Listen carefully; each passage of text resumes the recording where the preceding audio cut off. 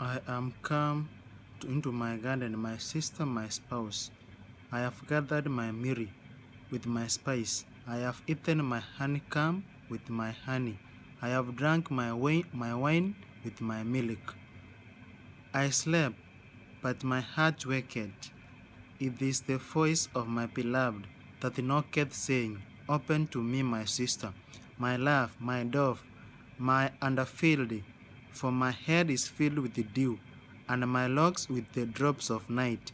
I have put off my coat, how shall I put it on? I have washed my feet, how shall I fire them? So we remember that this is the love of Jesus Christ. Christ is our lover. Now he's saying, I come into my garden. Jesus is coming into his garden.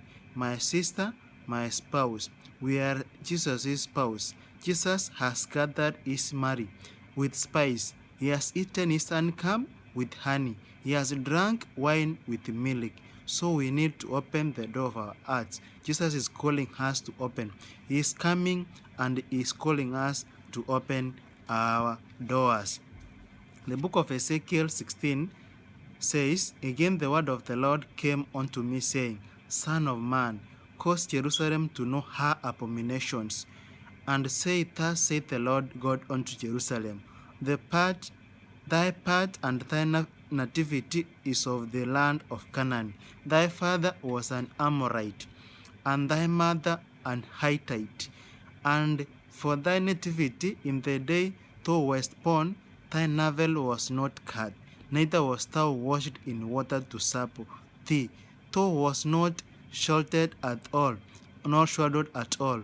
None I pitied thee to do any of this unto thee, to have compassion upon thee, but thou wastest cast in the open field, to the lotting of thy person, in the day thou wast born. And when I passed by thee, and saw thee polluted in thine own blood, I said unto thee, when thou wast in thy blood, live ye, I said unto thee, when thee was in thy blood.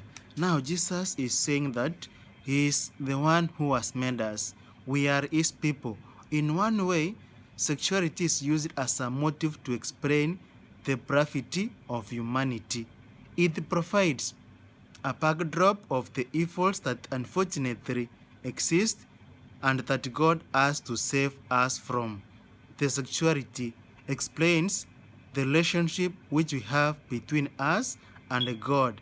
In another manner, God uses human sexuality as a motive for his prophetic illustrations.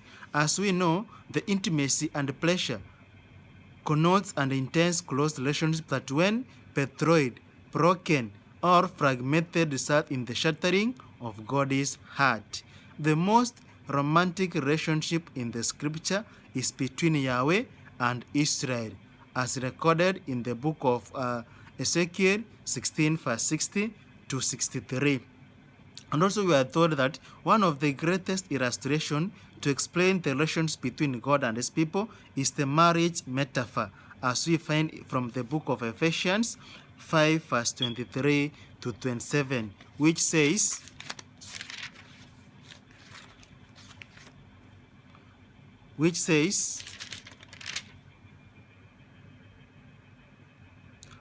For the husband is the head of the wife, even as Christ is the head of the church and is the Savior of the body.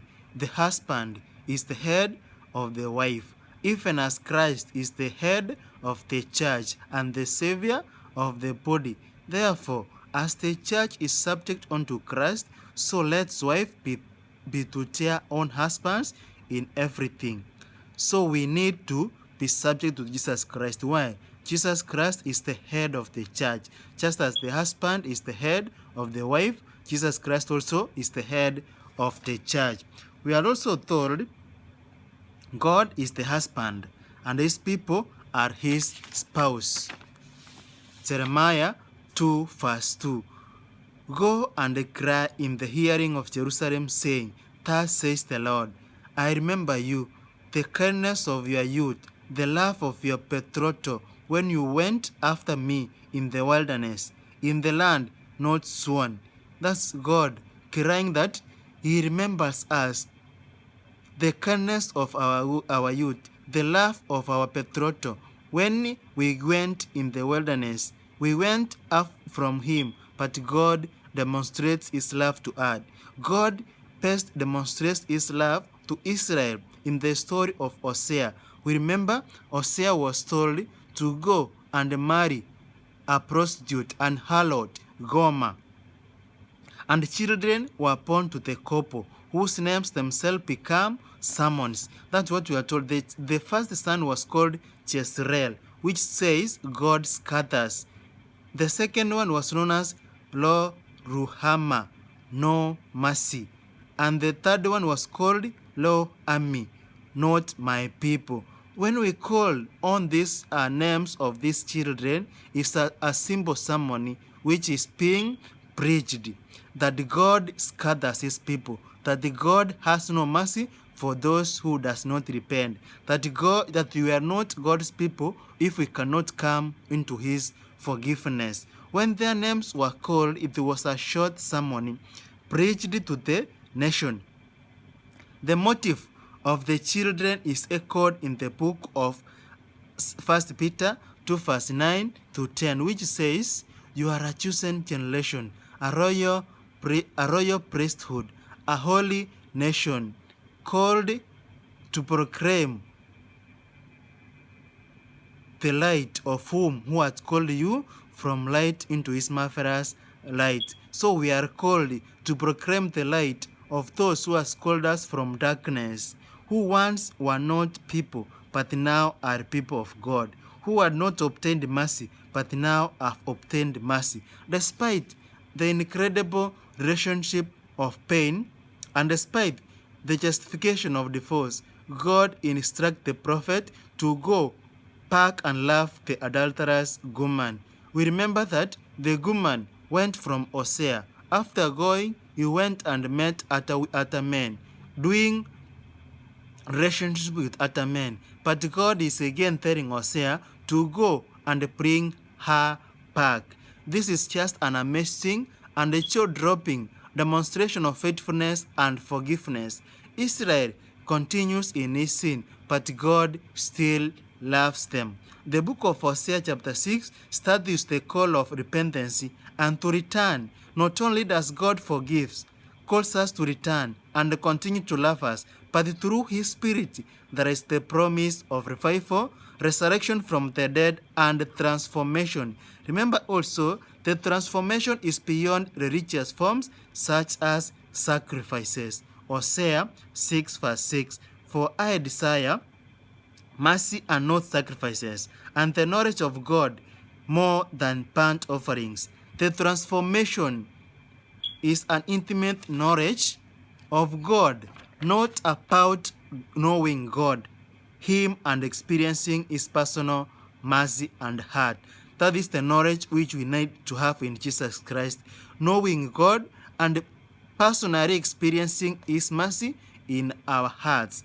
In Ezekiel chapter 16 verse 1 to 5, there is a parallel. The beginning of the people of Israel as a baby found in the wilderness. Rather than letting it die, the finder has pity and saves the child. We found that the story of a child, and a child is being left in the way, being left in the wilderness, and rather than this one who was going through the way, rather than leaving him there to die, he saves the child. Not only the protagonist raises the child, but falls romantically in love with her.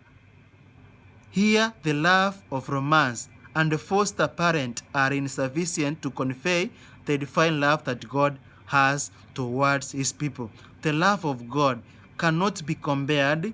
The relationship or the love between a wife and husband, or the love between father and the children. The love of God is more, is the agape love. Verses 8, "The two are married under the covenant oath, and the bride is adorned with best jewels and metals. Know that the bride is adorned by God, not by himself." That's what we are told. And we are told the story does not end there. Verses 15 starts with the word but. The bride was unsatisfied with this relationship. She wanted more in turn. Prayed the harlot with those around her. Using the gift received, she courted more suitors and seduced them. After being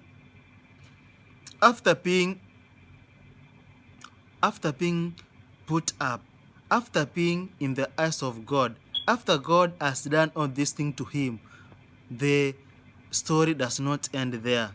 The bride was unsatisfied. He went out and in turn went to look for many more lovers, and he seduced those lovers. The text mourns at how this woman offers herself to everyone who walked by, i.e., the gods of Egypt, the gods of Philistines, and the gods of the Assyrians and the gods of the Chaldeans. The Israelites has compromised himself with these gods. The text repeats that she was not satisfied even with these lovers. God declares what will happen to his bride. In judgment, Israel will go down in history as more wicked than Samaria and Sodom. The story symbolizes the wholeness, union between God and his people, and how this precious union was violated. The relationship, the story we learn from the book of Ezekiel chapter 16. It symbolizes the holy union between God and his people, and how this precious union was violated by the people of Israel. Though the Lord saved Israel from her death, she didn't remember it. Though God has saved us from our death, remember that we were unfortunately going to die, but God has saved us from death. But we don't remember what God has done for us. In verse 60 to 63, the book of Ezekiel chapter 16, it says, although Israel has not remembered God, will indeed remember and cause forgiveness in one way covenant. Not only God created us, loved us, brought us out of wilderness, and cleaned us, and saved us, his covenant has been faithful to us. God is still being faithful to us. Not only he has redeemed us, not only he loved us, but God is still faithful to us. We should remember what he has done for us, repent and return to him.